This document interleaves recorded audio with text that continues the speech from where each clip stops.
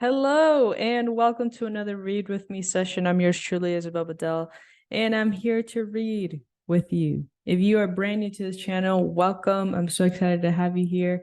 We are on a mission to impact the lives of billions, with a B, billions of souls worldwide through the tools and resources that we have available to us to provide us personal and financial freedom. And one of the tools that we use is books. So we do read with me sessions on this channel. We do summaries of the books that we're reading. We're reading 2 books a month, one on personal freedom and one on financial freedom. And this particular book that we're reading today, and we're on the 3rd chapter, is called Limitless by Jim Quick. And if you haven't checked out the previous videos, it's incredible.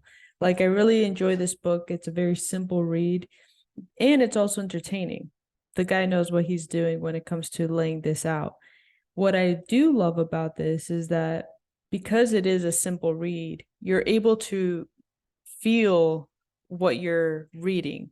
It's not like you have to constantly take notes and look up certain words to understand the entire paragraph or entire sentence. It's just a flow, easy flow type of book that you can really relate to. So if you're interested in understanding more about how amazing our brains are, this is the book. It's a great reminder. It's a great foundational book that we must take in so we can remember that we are always in control. We are always in control of our thoughts. We're always in control of what happens for us. Okay? What happens for us if you set yourself up for success.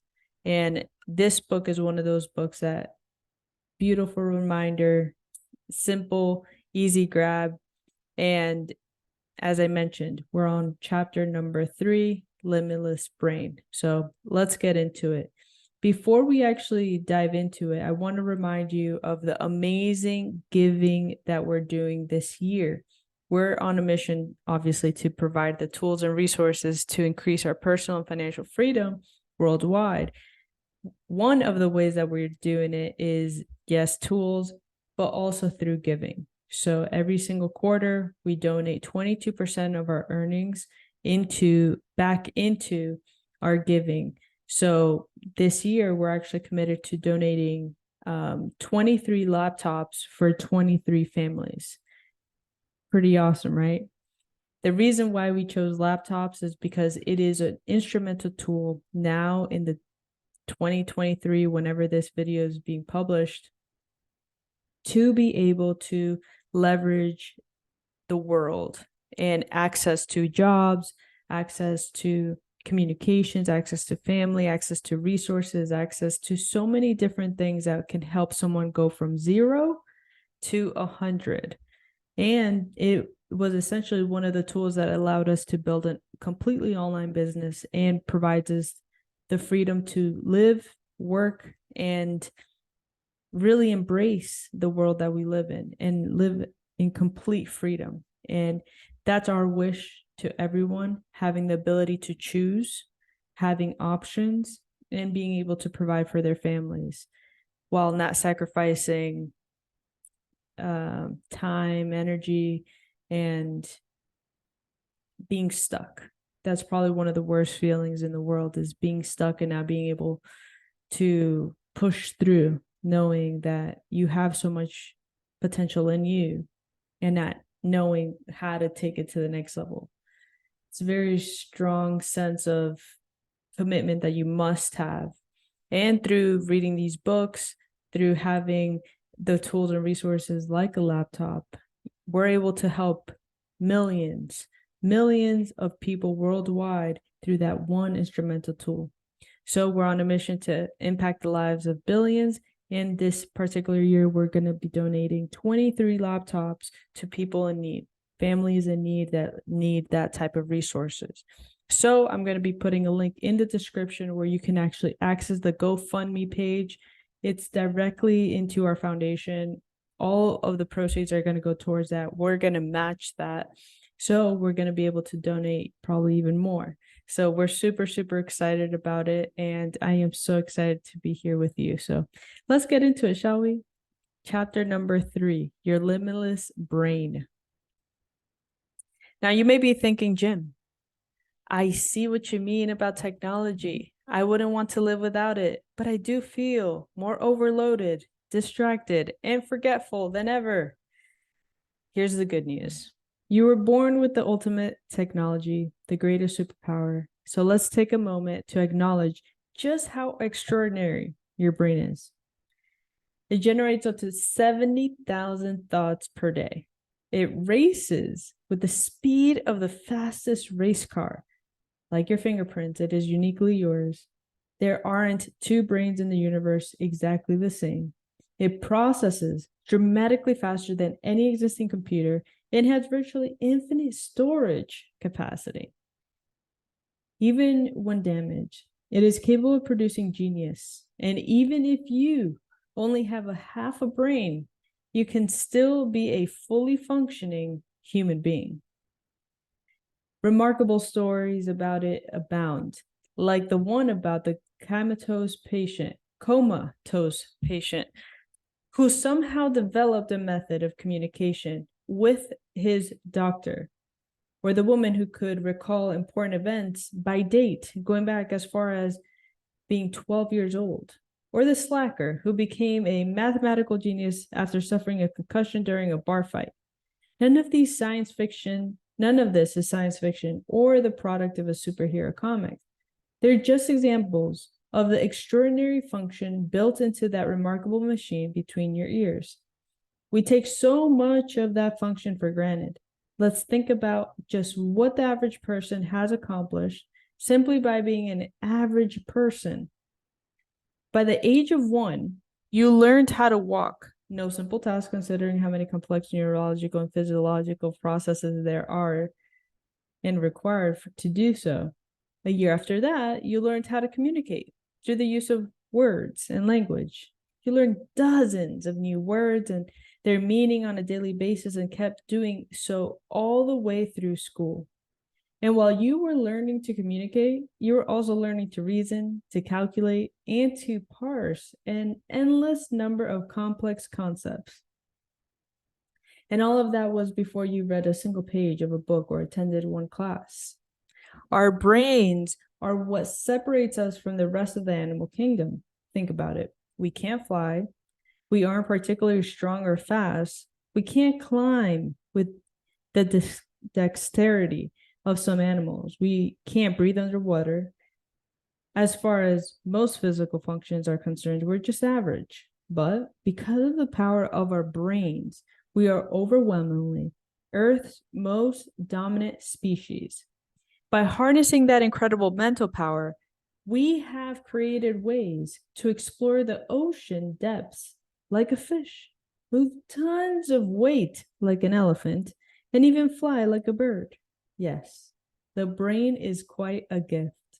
The brain is so complex that we know more about the vast universe than we do about its workings. And we've learned more about it in the past decade than we'd previously learned over the course of human history.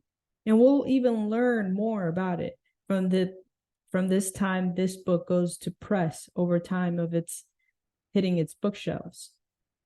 Our understanding of the brain is ever evolving, and we know that we've learned about it is only a tiny fraction of what there is to be learned. But what we already know is staggering. So let's take a journey through the limitless brain. The brain is part of the central nervous system, which is called the CNS, similar to the control tower at an airport.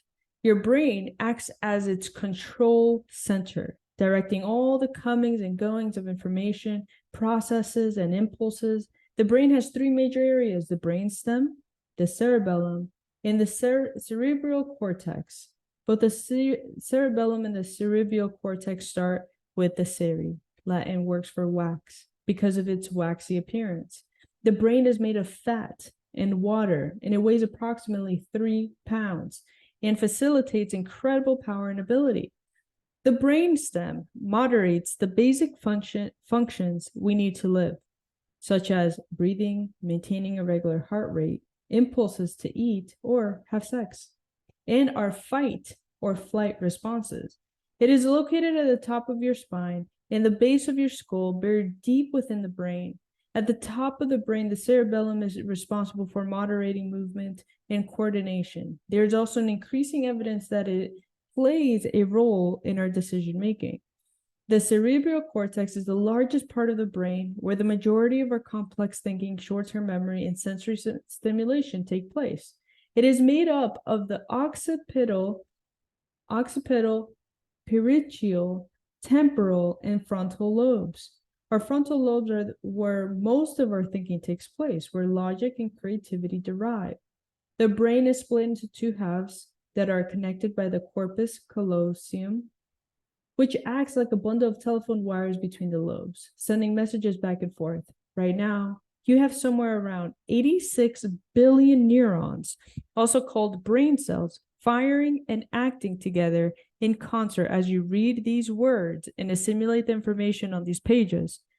These neural signals are released into the brain and received by neurotransmitters, which then pass the message along to the other neurotransmitters or stop the message altogether if that's an appropriate response. We used to think that we reached our neurological peak in the late adolescence, after which our brains never change other than deteriorate. But now, know that this is far from the truth. Our brains have the capacity for neuroplasticity, which means that it can be changed and shaped by our actions and by our environment. Your brain is always changing and molding itself to its surroundings and demands you place on it. Because your brains are subject to the influence of our genes and environment, we each possess a brain that is entirely unique to us. They're like snowflakes. No two are alike. Each brain adapts to the needs of its owner. Let's look at someone raised in an environment that was full of stressors such as poverty, lack of access to food, lack of safety. That person will have a very different brain structure than someone brought up in a very comfortable, affluent, well-cared for setting. But before you jump to the conclusion that one environment is better than the other and breeds a better functioning brain, I challenge you to reconsider. As I stated earlier, the brain is capable of being molded and shaped, meaning that at any point, anyone can decide to change the way their brain functions. While it's easy to assume that the individual who grew up in a more stressful, unsupportive environment may not wind up reaching their full potential due to their brain's development under those circumstances, growing evidence suggests that those people are able to thrive and reach new levels of success due to the mindset they are forced to develop in such a situation. Based on the number of successful people who overcome troubled upbringings, it may be that a difficult childhood or challenging upbringing breeds resilience, among other attributes that lead to success. Let's understand more about neuroplasticity. What can we learn from the brains of London taxi cab drivers? That is a question neuroscientist Eleanor McGuire of University College London posed as she considered the vast amount of information held in the brains of the city cab drivers, appropriately called the knowledge. To earn their licenses, applicants traveled by moped through a specific section of the city, a 10-kilometer radius of sharing cross stations. For 3 to 4 years, they had to memorize the maze of 25,000 streets within, as well as the thousands of attractions they supported. And even after this license or intense study, about 50% of the applicants passed the series of licensing exams. Perhaps those successful had larger than average hippocampi. Maguire and her colleagues discovered that London taxi drivers did indeed have a more gray matter in their posterior hippocampi, that people who were similar in age, education, and intelligence who did not drive taxis. So in other words, taxi drivers had plumber memory centers than their peers. It seemed that the longer someone had been driving a taxi, the longer his hippocampus, as though the brain expanded to accommodate the cognitive demands of navigating London streets. The London taxi cab study provides a compelling example of the brain's neuroplasticity, or ability to recognize or reorganize and transform itself as it is exposed to learning and new experiences. Having to constantly learn new routes in the city forced the taxi cab drivers' brains to create new neural pathways. These pathways change the structure and size of the brain. An amazing example of the limitless brain at work. Neuroplasticity, also referred to as brain plasticity, means that every time that you learn something new, your brain makes new synaptic connections. And each time this happens, your brain physically changes. It upgrades its hardwire to reflect a new level of the mind. Neuroplasticity is dependent on the ability of neurons to grow and make connections with other neurons in other parts of the brain. It also works by making new connections and strengthening or weakening, as the case may be. Old ties. Our brain is malleable. We have the ability to change its structure and organization over time by forming new neural pathways as we experience, learn something new, and adapt. Neuroplasticity helps explain how anything is possible. Researchers hold that all brains are flexible, in that complex webs of connected neurons can be rewired to form new connections. And sometimes that means that the brain compensates for something that it has lost, as when one hemisphere learns to function for both. Just as there are people who have suffered strokes and have been able to rebuild and regain their brain functions, those that procrastinate, think excessive negative thoughts, or can't stop eating junk food may also rewire the change their behaviors and transform their lives. If learning is making new connections, then remembering is maintaining and sustaining those connections. When we struggle with memory or experience memory impairment, we are likely experiencing a disconnection between neurons. In learning, when you fail to remember something, view it as a failure to make a connection between what you've learned and what you already know, and with how you will use it in life. So, for example, if you feel that something you've learned is valuable in that moment, but you'll never use it again, you are unlikely to create a memory out of it. Similarly, if you learn something, but you have no higher reasoning as to why it's important to you or how it applies to your life or work, then it's likely that your brain will not retain that information. It's totally normal to have a memory lapse. We're human, not robots. But if we respond to this lapse in memory with the attitude that I have a bad memory, or I'm not smart enough to remember this, then we negatively affect our ability to learn and grow. In other words, the belief we might develop in response to forgetting does far more damage than the lapse in memory. The kind of self-talk reinforces and limiting belief rather than acknowledging the mistake and reacquiring the information. So what does this mean for learning? Plasticity means that you can mold and shape your brain to suit your desires. That something like your memory is trainable. And when you know how to help your brain receive, encode, process, and consolidate information, it means that with a few simple changes to something like your environment, your food, or even your exercise, you can dramatically change the way your brain functions. He's going to go into more of this in chapter 8. Here's the bottom line. Plasticity means that your learning, and indeed your life, it is not fixed. You can be, do, have, and share anything when you optimize and rewire your brain. There are no limitations when you align and apply the right mindset, motivation, and methods. Here's your second brain.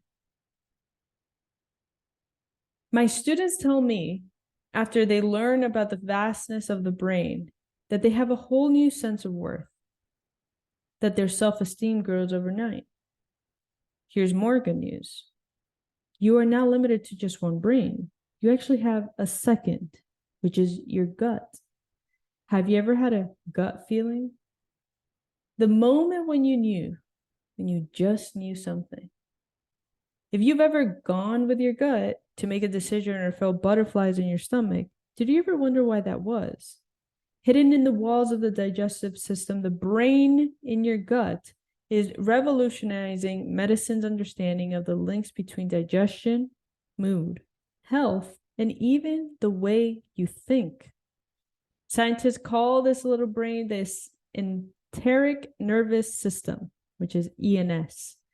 And it is not so little. The ENS is two thin layers of more than 100 million nerve cells lining your gastrointestinal tract from the esophagus all the way to the rectum. Science is only beginning to understand the brain-gut axis and how it affects our brains, our mood, our behavior. You may hear it referred to as the brain-gut connection. And in the last decade, we discovered that the gut has an outsized effect on the way that our brain functions. One can liken it to the way a tree functions. The roots in the ground are drawing up vital nutrients and water from the soil, as well as communicating with other plants. Those nutrients are then brought up into the body like a tree, fortifying and building the trunk, giving the tree what it needs to sprout new leaves each spring, which in turn gather light, another energy source. And in the same way the nutrients we take in are absorbed through our intestines, we rely on those nutrients to fuel our brains, while our brains take up very little of our total weight because they only use 20% of our energy that we actually take in. Our nutrients make a huge difference in the way that our brains function on a day-to-day basis. And this is the diagram that he has here.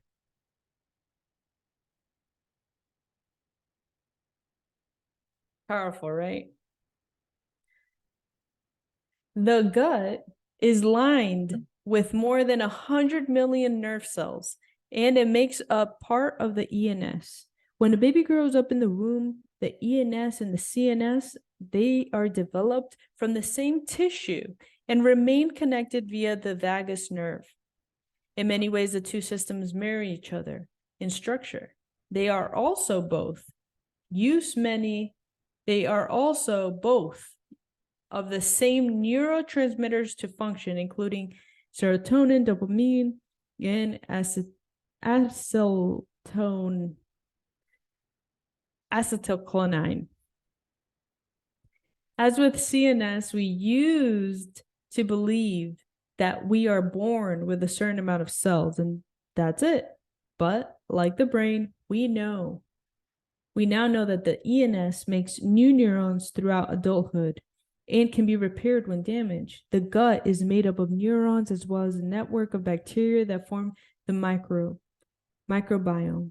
And as with the brain, each of us has its own unique microbiome.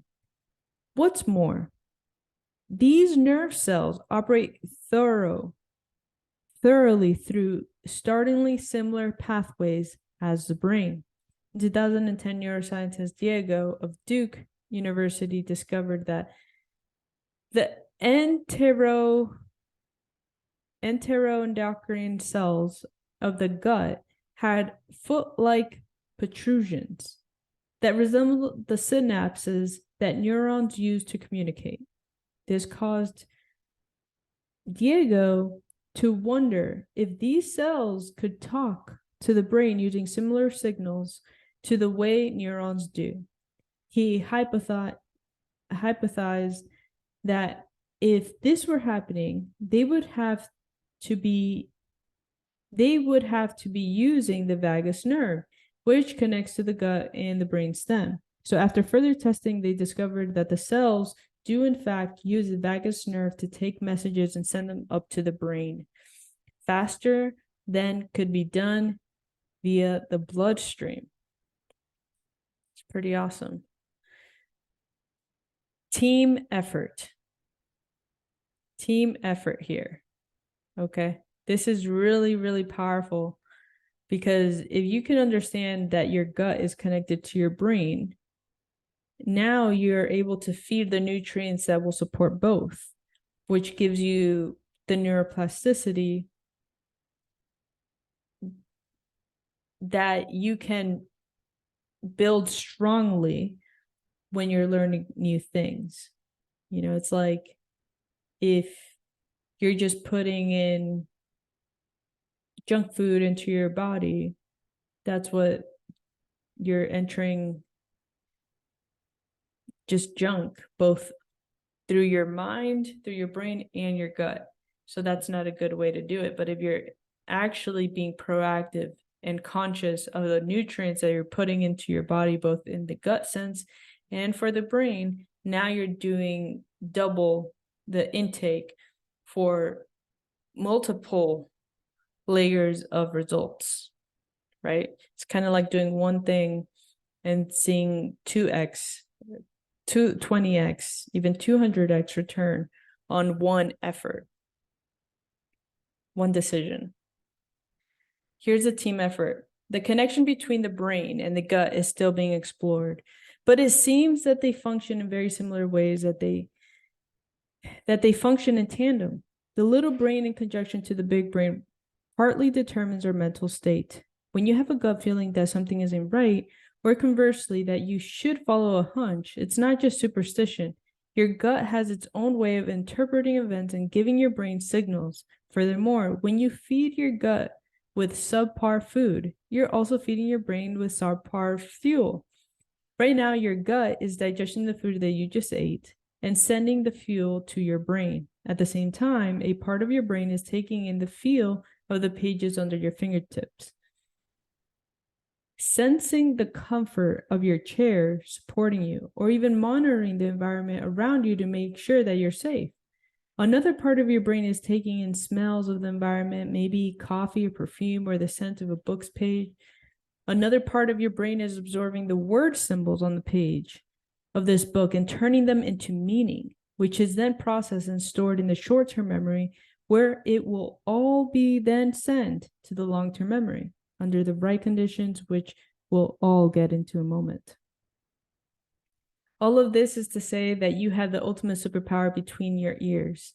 You can have the ability to hone that superpower and make it greater, or to let it falter and decay.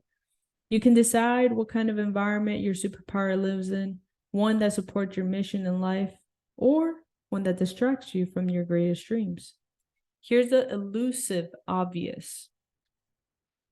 Given that we have the tremendous power of our minds available to us, why are we struggling? If your brain is indeed so magnificent, why are overload, distraction, forgetfulness, and feelings of inadequacy affecting us so much? How do we reconcile the fact that we have so much potential, but have days where we can't remember a simple name or think our way out of a paper bag? The answer is so simple. It's almost so elusive and obvious. We are not taught how. Give a person an idea and you enrich their day. Teach a person how to learn and they can enrich their entire life. School is a great place to learn. There, we're taught what to learn, what to think, what to remember. But there are few, if any, classes on how to actually learn, how to think, how to remember. In this seminal book on education, Creative Schools, Sir Ken Robinson says, one of my deepest concerns is that while the education systems around the world are being reformed, many of these reforms are being driven by political and commercial interests that misunderstand how real people learn and how great schools actually work. So as a result, they are damaging the prospects of countless young people sooner or later, for better or for worse. They will affect you or someone you know. My guess is that you have already been affected, and everyone close to you as well. If you already know, my own experience with the education system was a complicated one, and I acknowledge that my circumstances were unusual. So in reality, though, even if I'd never had the fateful head trauma in kindergarten, I would probably have gotten much less out of my school education than was ideal. That's because very few schools anywhere in the world have incorporated learning on how to learn into their curriculums. They'll fill us with information, they'll expose us to great works of literature and to figures who change the course of civilization, and they will test us, and sometimes endlessly, to determine whether we can repeat back what they've taught us. But they won't get underneath all of this to teach us how to teach ourselves, to make enriching our minds, discovering new concepts, and truly absorbing what we learn fundamental to our everyday lives. The only way to win is to learn faster than anyone else. The only way to win is to learn faster than anyone else. That's an awesome quote by Eric Ries. That's awesome. All right, let's finish this up here. This is not about placing blame on the teachers who work hard to teach our children. In my opinion, teachers are the most caring, compassionate, and capable human beings in our society. And in fact, my mother became a teacher after my brain injury because I was struggling so much, and she wanted to help me and other kids like me. The problem lies in the outdated system in which teachers work. If Rip Van Winkle woke up from decades of slumber, the only thing he would recognize today are classrooms, because they have evolved so little. Education hasn't changed enough to prepare us for the world that we live in today. In an era of autonomously driven electric cars, autonomously driven cars, and vehicles capable of taking us to Mars, our education system is equivalent to a horse riding a carriage. And then there's the matter that how we earn our livings is changing profoundly and increasingly rapidly. AI is affecting the future of work. And I'm not speaking about factories and laborers being replaced by robots. In addition, many of us are actually facing the need to switch the structure of an office to the volatility of the gig economy, and jobs that few of us might have imagined even 5 years ago have gained traction, while others are emerging this very moment that will affect the workplace in the coming years. All of this points us in the same direction. We must take charge of our own learning. If schools tell us what to learn, but not how to learn, then we need to do the best that we can to figure out the rest ourselves. If digital overload threatens to hijack our brains, then we need to use what we know about learning to reset the ground rules.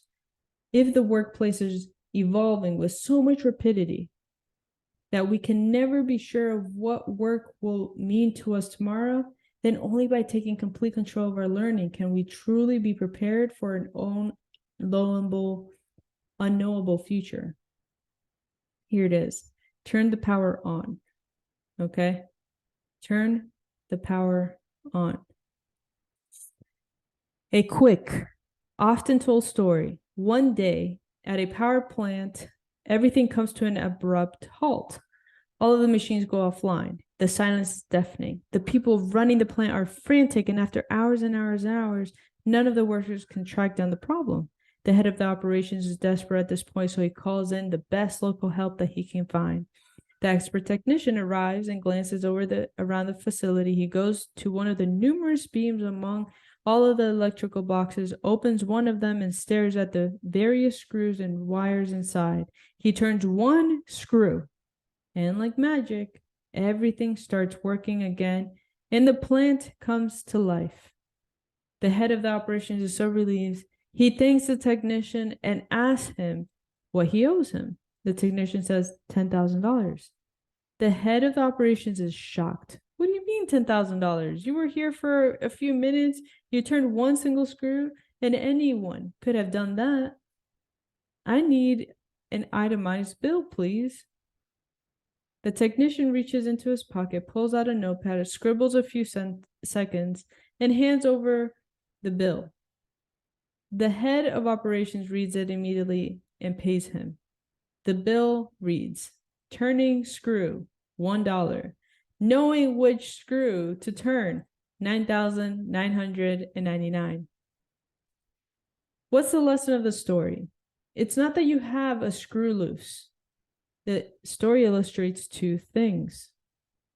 The first is how much added value a limitless mind can offer you and others. We've entered an expert economy in which brain power trumps brute strength, where what you have between your ears is your greatest wealth creating asset. There are those who know what those who don't know. And that applied knowledge is not just power, it's profit. Your ability to think, solve problems, and make decisions, create, innovate, and imagine is how we add value. Let me read that again. There are those who know and those who don't know. That applied knowledge is not just power, it's profit. Your ability to think, solve problems, make the right decisions, create, innovate, and imagine is how we add value. The faster that you can learn, the faster you can earn. And that takes us to the second lesson. The one screw made all the difference. I've mentored and coached some amazing minds, and you don't know, and you don't have to be a genius to see the genius leaves clues.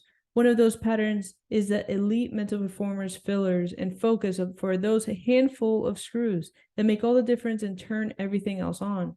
This book is filled with many of the behaviors, tools, and strategies, and I've discovered them to give you the maximum results and rewards for your effort. The world is throwing more challenges at you than ever before, and there's every indication that those challenges will continue to increase. At the same time, there is more to be gained from having a finely tuned brain than ever before.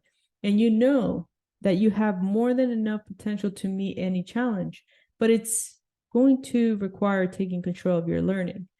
It may seem as if it would take a superhuman capability to keep up with the demands of our current reality, but you already have a hidden superpower, which is your brain. You may not be able to shoot webs from your hands, but you have something far better. The neural webs in your head.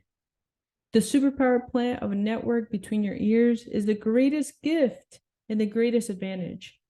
All we have to do is upgrade your brain the same way that you upgrade your phone. How do you install new software into your brain? One of my favorite ways is what you're doing right now. It's called reading. Here's a last quote. I not only use all the brains I have, but all that I can borrow. That's a good quote. Awesome. The next chapter, we're going to go into how to read and remember this. Any book, how to read and remember everything. That's what we're going to be covering in the next Read With Me session. Stay tuned. Happy to have you here in this channel. Remember, if you are committed to gaining and making a difference in the world, make sure that you go ahead and you donate in our amazing foundation where we're helping 23 families with 23 laptops. We're gifting the power of knowledge to them, and we're able to provide them the tools and resources needed to take their earning potential to the next level, their learning potential to the next level, their communications level to the next level. Do it. I'm so excited to have you here, and I'll see you in the next Read With Me session. See you later.